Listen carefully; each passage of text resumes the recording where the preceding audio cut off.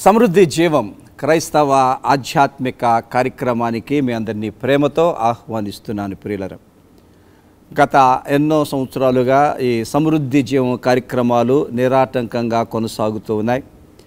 మరి కార్యక్రమాలు ఎంత చక్కగా కొనసాగుటకు సహాయపడిన వారికి, ప్రార్థన చేసిన వారికి, కానుకలు పంపిస్తున్న వారికి, స్పాన్సర్ చేస్తున్న వారికి నా హృదయపూర్వకమైన కృతజ్ఞతలు తెలియచేస్తూ ఉన్నాను.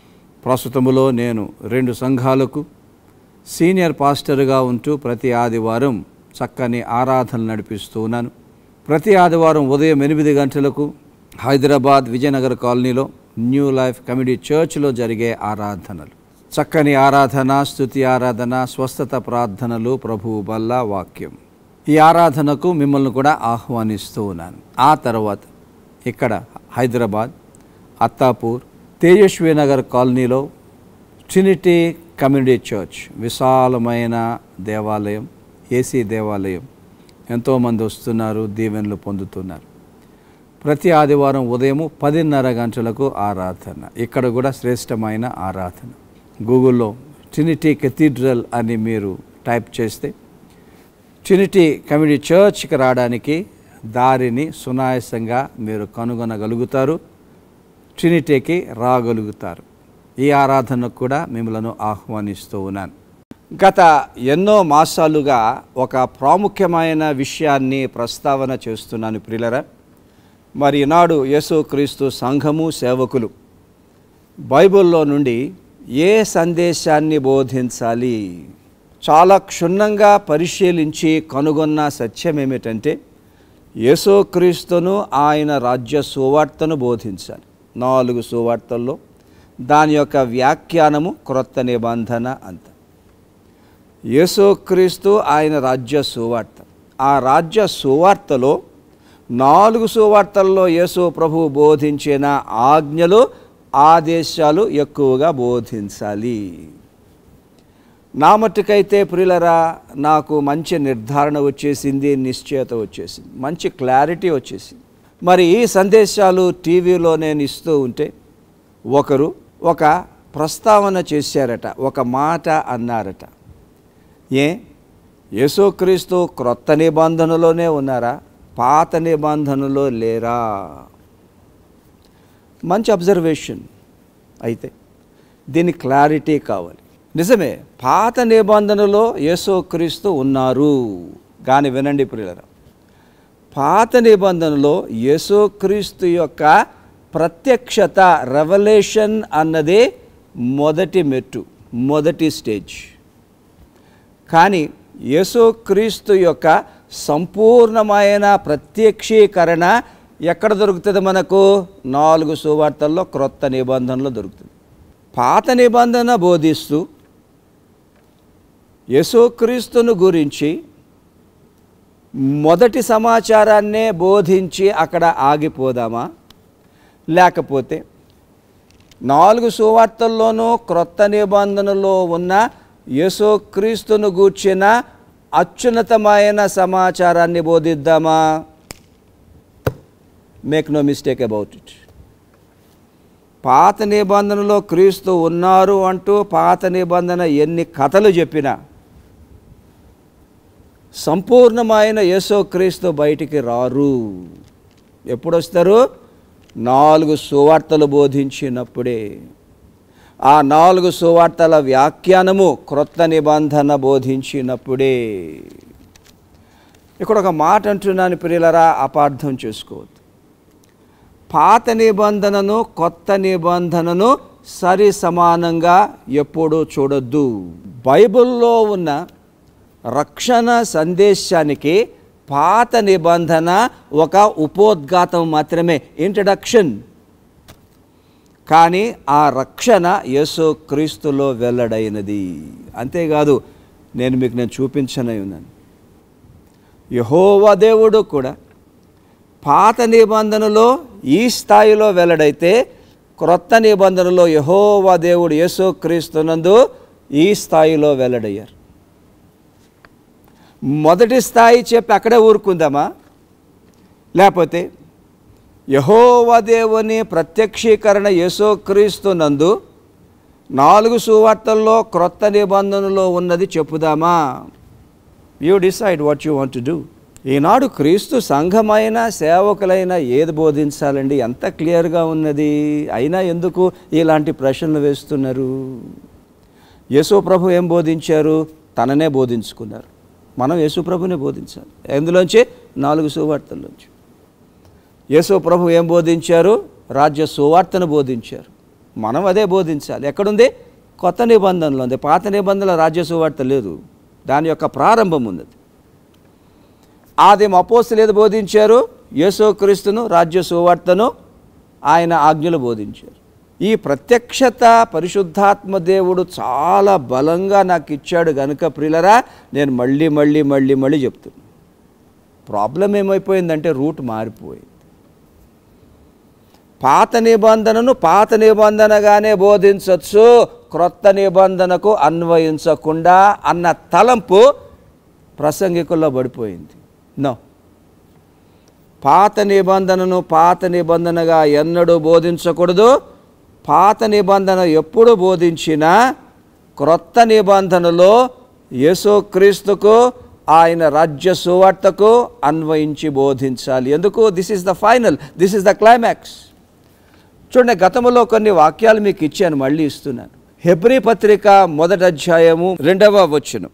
పూర్వకాలమందు నానా సమయముల్లోనూ నానా విధములుగాను ప్రవక్తల ద్వారా మన పితరులతో మాట్లాడిన దేవుడు ఈ దినముల అంతమందు కుమారుని ద్వారా మాట్లాడెను. దేవుడు పాత నిబంధనలో ప్రవక్తల ద్వారా మాట్లాడాడు, రాజుల ద్వారా మాట్లాడాడు, యాజకుల ద్వారా మాట్లాడాడు. కానీ అంతమందు ఈ చివరి దినాల్లో యెహోవా దేవుడు యేసుక్రీస్తు ద్వారా మాట్లాడెను.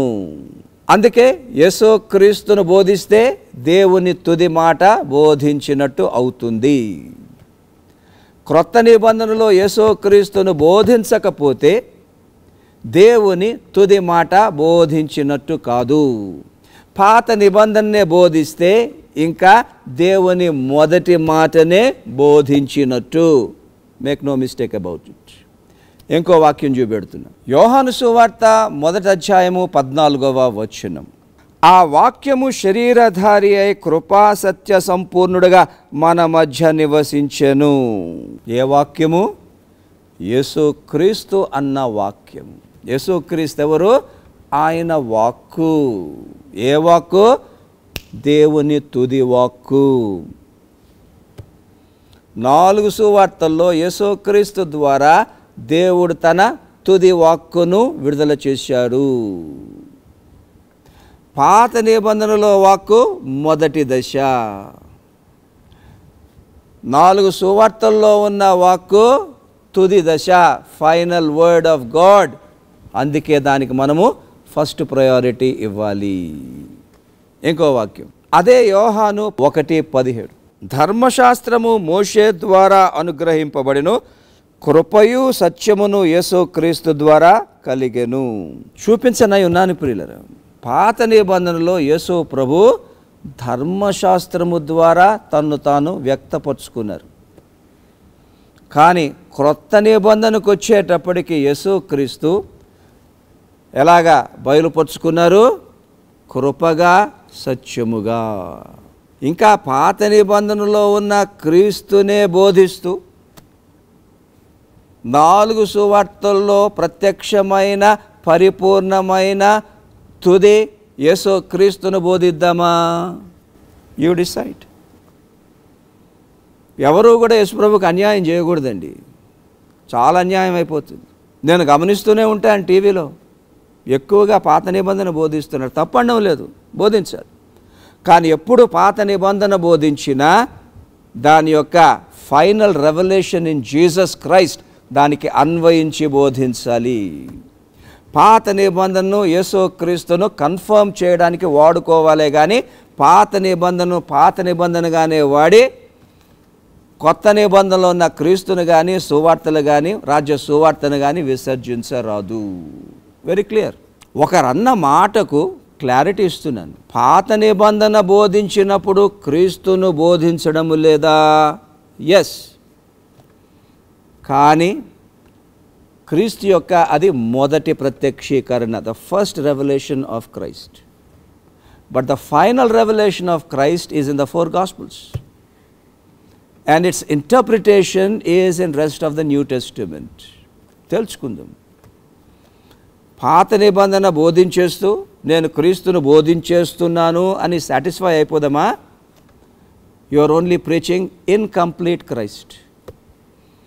If you want to preach full Christ, the fullness of Christ, the final revelation of Christ, make no mistake about it, come to the gospel and preach the New Testament. ముందుకెళ్దాం ప్రియులారా. ఈ సందేశంలో పాత నిబంధనలో ఉన్న క్రీస్తుకు క్రొత్త నిబంధనలో ఉన్న క్రీస్తుకు ఉన్న తేడా చూపిస్తాం. పాత నిబంధనలో క్రీస్తు ఈ స్థాయిలో ఉంటే క్రొత్త నిబంధనలో క్రీస్తు ఈ స్థాయిలో ఉంటారు. ఇదన్నమాట నా పాయింట్. 7 అద్భుతమైన సత్యాలు చూపిస్తాను. నంబర్ 1, క్రొత్త నిబంధనలో యేసుక్రీస్తు దేవుని కృప యొక్క తుది ప్రత్యక్షీకరణ. యోహాను 1:17, ధర్మశాస్త్రము మోషే ద్వారా వచ్చెను కానీ కృప యేసుక్రీస్తు ద్వారా వచ్చెను. అంటే పాత నిబంధన క్రీస్తులో కృప లేదా? పాత నిబంధన యెహోవా దేవునిలో కృప లేదా? ఉన్నది. కానీ పాత నిబంధనలో ఉన్న దేవుని కృపకు క్రొత్త నిబంధనలో ఉన్న దేవుని కృపకు చాలా తేడా ఉన్నది. గమనించండి, ఇవన్నీ చాలా డీప్ థాట్స్. ఇవన్నీ కూడా ఎలాగంటారు? పాత నిబంధనలో దేవుని కృప ఉన్నది, కానీ ఇశ్రాయేలు ప్రజలు ఎప్పుడు తప్పు చేసినా దేవుడు ఎక్కడ పడితే అక్కడ వాడిని శిక్షించాడు. కొన్ని లక్షల మంది దేవుని శిక్ష ద్వారా మరణించారు. ఎందుకు? పాత నిబంధనలో దేవుని కృప ధర్మశాస్త్రం మీద ఆధారపడి ఉన్నది కనుక. కానీ క్రొత్త నిబంధనకి రండి ప్రియులారా. క్రొత్త నిబంధనలో దేవుని కృప యేసు క్రీస్తునందు ఆధారపడి ఉన్నది. సిలువలో యేసు ప్రభువు చేసే పాప ప్రాయశ్చిత్తం మీద ఆధారపడి ఉన్నది కనుక పాత నిబంధన దేవుని కృపకు క్రొత్త నిబంధన దేవుని కృపకు తేడా ఉన్నది. ఒక రకంగా చెప్పాలంటే మారిపోయింది. పాత నిబంధనలో ఉన్న యెహోవా దేవుడు అంటే యేసుక్రీస్తు కూడా ఇశ్రాయేలు ప్రజలు తప్పు చేసినప్పుడు ఎక్కడ పడితే అక్కడ శిక్ష, ఎక్కడ పడితే అక్కడ మరణాలు లక్షల కొలది. కానీ క్రొత్త నిబంధనలకు వచ్చేటప్పటికి యేసు ప్రభువులో దేవుని అత్యున్నతమైన కృప వెల్లడైనది. ఎలా ప్రియులరా? 3.5 సంవత్సరాలు యేసు ప్రభువును గమనించండి. ముందుగా 12 మంది శిష్యులు యేసు ప్రభువుని ఎంత విసిగించారు, ఎంత బాధ పెట్టారు. చివరికి యూదా ఇస్కరియోతు అమ్మేసుకున్నాడు కదా. మరి ఏ క్రీస్తు అయితే పాత నిబంధనలో ఇశ్రాయేలు ప్రజలను శిక్షించాడో క్రొత్త నిబంధనలో శిక్షించారా? నో. ఎందుకు? కృప కిందకు వచ్చేసారు కనుక. ఎంత గొప్ప సత్యం అండి. అలాగే శాస్త్రులు పరిచయాలు ఎంత విసిగించారు, యూదులు ఎంత విసిగించారు. ఆ శిష్యులు కూడా ఎన్నోసార్లు రికమెండేషన్ ఇచ్చారు, అగ్ని కురిపించు ప్రభువా, నాశనం చేసాను ఆయన. అంటే అరే బాబు, ఆ డిస్పెన్సేషన్ వేరు, ఈ డిస్పెన్సేషన్ వేరు, ఆ యుగం వేరు, ఈ యుగం వేరు. అది ధర్మశాస్త్రము శిక్ష యొక్క యుగం. ఇది యేసుక్రీస్తు ఆయన కృప యొక్క యుగం. కొత్త నిబంధనలో యేసు ప్రభు కృప ఏది ప్రదర్శించిందండి? సాత్వికం, మీక్నెస్. శిష్యులు కూడా అదే చెప్పారు. మీరు కూడా తప్పు చేసిన వారిని ఎక్కడ పడితే అక్కడ శిక్షించొద్దు. వారిని ప్రేమించండి, వారిని క్షమించండి, వారి పట్ల దీర్ఘశాంతము వహించండి, వారి పట్ల సాత్వికము ప్రదర్శించండి. చూస్తున్నారా ప్రియులారా? పాత నిబంధనలో క్రీస్తును ఈనాడు కొంతమంది బోధిస్తున్నారు. నేను గమనిస్తాను. ఎలా బోధిస్తారు? ఒకరి జీవితంలో ఏదన్నా కష్టం వస్తే, ఒక మరణం వస్తే ఏం చెప్తున్నారు? నువ్వేదో తప్పు చేశావు గనక దేవుడు మీ ఇంట్లో నీవు ప్రేమించే వారిని తీసేసుకున్నాడు. ఎంత భయంకరమైన బోధ అండి. క్రైస్తవ జీవితంలో ఒక అకాల మరణం వస్తే అది దేవుని శిక్ష అని బోధించే సేవకులు లేరా అండి? చాలామంది ఉన్నారు. ప్రాబ్లం ఏంటో తెలుసా? ఉత్త పాత నిబంధన బోధిస్తేనే ఇలాంటి బోధ వస్తుంది. మారిపోయింది. కొత్త నిబంధన ఎలాగుంది అది బోధించండి. ఇంకా పాత నిబంధనలో దేవుని శిక్ష ఎందుకు బోధిస్తున్నారు? మనందరి అనుభవం ఇదే ప్రియులరా. ఎవరు తప్పు చేయలేదు చెప్పండి. ఇశ్రాయేల్ ప్రజలు చేసిన తప్పు కన్నా భయంకరమైన తప్పులు జరుగుతున్నాయి. యేసు ప్రభు ఎక్కడ పెడితే అక్కడ చంపేస్తున్నారు అందరినీ. ఎంత దీర్ఘశాంతము, ఎంత క్షమాపణ, ఎంత ప్రేమ, ఎంత సాత్వికము యేసు ప్రభువు చూపిస్తున్నారు. అయితే ఒకటి ఇక్కడ మనం గమనించాలి. రక్షణ పొంది పాపము చేస్తే అట్టివారిని దేవుడు క్రమశిక్షణలోనికి తెస్తాడే కానీ ఎప్పుడు చంపడు. అది ఫస్ట్ పాయింట్. ఆ క్రమశిక్షణ చిన్న చిన్న ప్రాబ్లమ్స్ లాగా రావచ్చు. కానీ దానికన్నా ప్రాముఖ్యమైన సత్యం ఏంటో తెలుసా ప్రియులరా? రక్షణ పొందిన వారు తప్పు చేస్తే చేసిన తప్పే వారిని శిక్షిస్తుంది. ఫర్ ఎగ్జాంపుల్, త్రాగుడికి అలవాటు అయినారు అనుకోండి. తాగి తాగి తాగి లివర్ పాడైపోయింది, చచ్చిపోయారు. చావడం అన్నది దేవుడు విధించిన శిక్ష, లేకపోతే తాగినందుకు చచ్చారా? తాగినందుకు చనిపోయారు. In the Christian life, we have to face the consequences of sin. But don't equate the consequences of sin to the punishment of God. చాలా జాగ్రత్తగా ఉండాలి ఇంటర్ప్రిటేషన్ అన్నది. మరి కొత్త నిబంధనకు వస్తే 4 సువార్తల్లో మాత్రము యేసు ప్రభు ఎక్కడ ఎవరిని ఏ రకంగా శిక్షించినట్టు నాకు కనబడలే. అపోస్తల కార్యాల్లోనికి వస్తే అక్కడక్కడ 2-3 కనబడుతుంది. అననీయ సఫీరా అబద్ధమాడారు, నిద్రపడి చచ్చారు. నేనంటాను అది దేవుని శిక్ష కాదు. పేతురు నిలదీసినందుకు షాక్లోకి వెళ్ళిపోయి పడిపోయి చచ్చిపోయారు. ఎలా చూసినా ప్రియులరా, కొత్త నిబంధనలో యేసు ప్రభు కృప అత్యున్నతముగా ఉన్నది. ఈ రోజుల్లో సేవకులు చాలామంది ధర్మశాస్త్రాన్ని బోధిస్తున్నారు. అది చేస్తే ఇలాగైపోతావు, ఇది చేస్తే అలాగైపోతావు, అలా చేస్తే నరకానికి వెళ్ళిపోతావు అని భయంలో పెట్టేస్తున్నారు. అది క్రైస్తవ బోధ కాదు. క్రైస్తవ బోధ కావాలంటే యేసు క్రీస్తు బోధ కావాలి, క్రొత్త నిబంధనలో ఉన్న బోధ కావాలి. కృప కిందున్నాం. దేవుడు దీర్ఘశాంతాన్ని ఇస్తున్నాడు, హెచ్చరిస్తున్నాడు. చాలా మటుకు సరిదిద్దుకుంటున్నాం. కానీ చేసిన తప్పులకు ఎక్కడ పడితే అక్కడ శిక్ష పొందుతూ మరణించడము లేదు. మరొక అమూల్యమైన సత్యాన్ని ధ్యానము చేద్దాం ప్రియులారా. యేసు క్రీస్తునందు యెహోలోకములో దేవుని రాజ్యము యొక్క దేవుని ప్రత్యక్షీకరణ అనుగ్రహింపబడ్డది. కాంప్లికేటెడ్ ఉంది కదా. సింపుల్గా చెప్పాలంటే యేసు క్రీస్తు ద్వారా ఇహలోకములో దేవుని రాజ్యము అవతరించుట అన్న సంకల్పం ఉన్నది, ప్లాన్ ఉన్నది, దేవునిలో తలంపు ఉన్నది. లూకాసు వార్త 17, 20, 21 వచనాలు.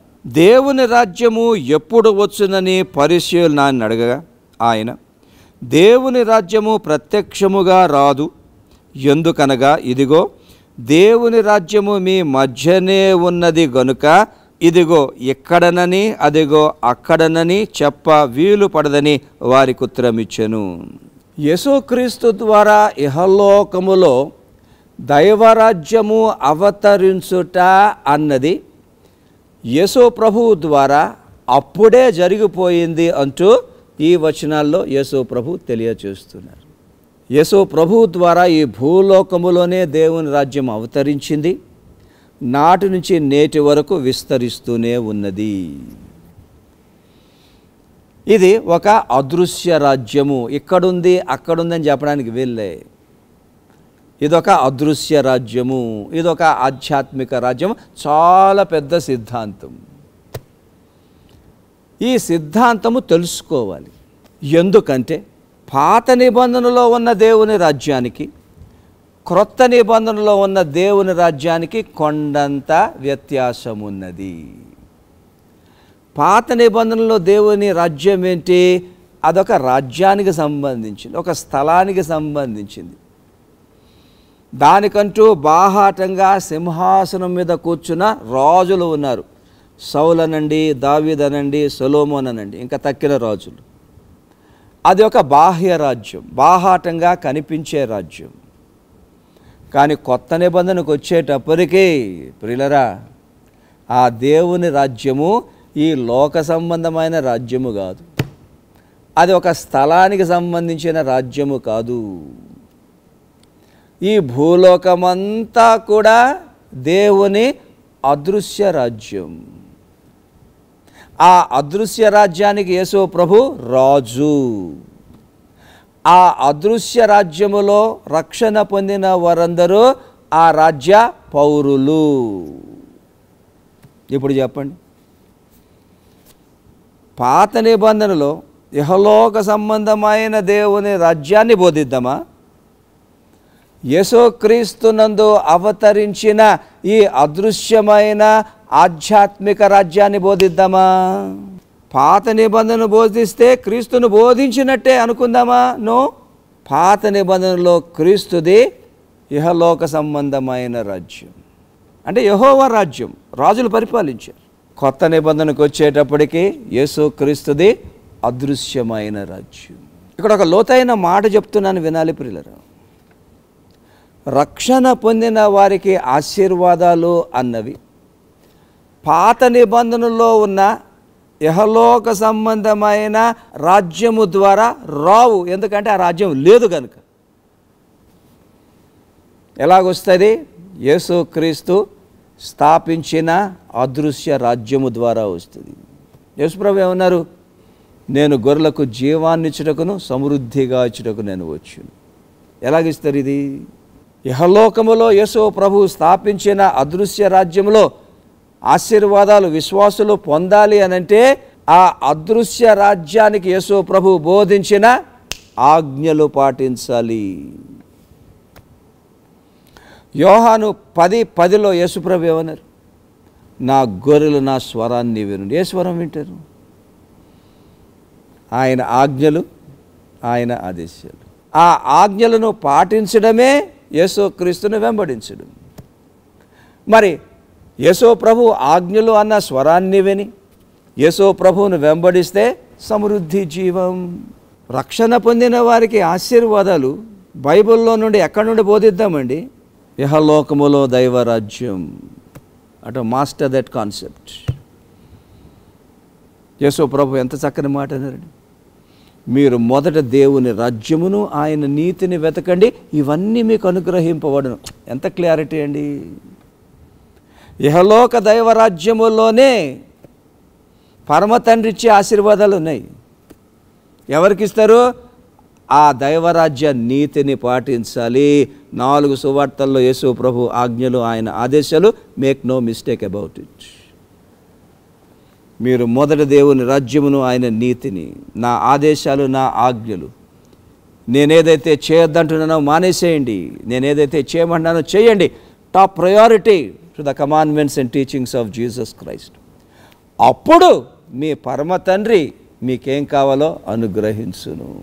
యోహాను 15:7 యేసుప్రభు ఇంకో మాట అండి, నా యందు మీరును మీ యందు నా మాటలు నిలిచినలా మీకేది ఇష్టమో అడుగుడి, పరమ తండ్రి మీకు అనుగ్రహించును. Same thing.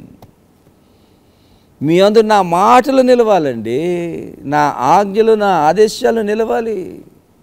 క్రీస్తు సంఘము, రక్షణ పొందిన వారు, సేవకులు ప్రప్రథమంగా బైబిల్లో నుండి యేసుక్రీస్తు ఆజ్ఞలు, ఆదేశాలు పాటించాలి. ఆ తర్వాత తక్కిమ క్రొత్త నిబంధన, ఆ తర్వాత పాత నిబంధన. ఏం చెప్తున్నాం ప్రియులారా? సేవకులు ఎన్నడూ తలంచొద్దు, పాత నిబంధనగానే బోధించడం ద్వారా క్రీస్తును బోధిస్తున్నామని.